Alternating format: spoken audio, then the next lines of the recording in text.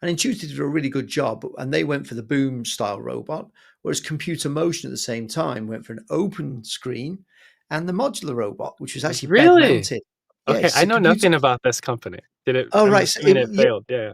yeah, well, no, it didn't fail. It got bought by, it sort of got merged with Intuitive. So Oh, yeah, so Yulin Wang is Yulin Wang's company, and Computer Motion actually is the first bed mounted robot, and it was bed mounted. It was called Zeus, and okay.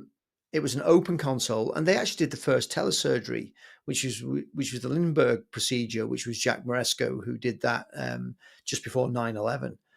And they both went for the two different concepts, and what happened is they ended up in some kind of big legal fight, and then they ended up sort of merging, and the Computer Motion side of it got canned.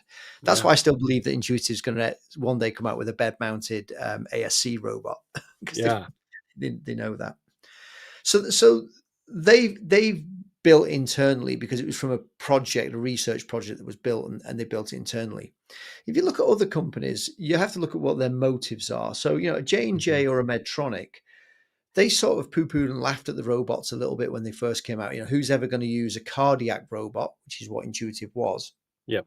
for a general surgery purpose? Who's ever going to do that? Who's mad enough to ever use it for that? And then what happened is Intuitive failed in cardiac. They couldn't make a business out of it. It worked technically, but it failed as a product. And they were very lucky that a urologist used it for the prostate, and the rest, as they say, is history. Mhm.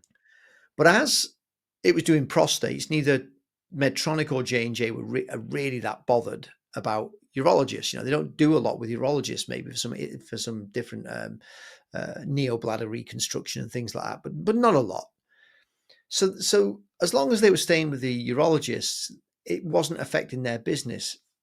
Then step forward to the XI, which was really designed for general surgery, and it hit their general surgery, so gynecology, general surgery, things what they do care about, where there's energy and stapling. So their motives were, how do we as rapidly as possible do something? And Medtronics was not an internal development.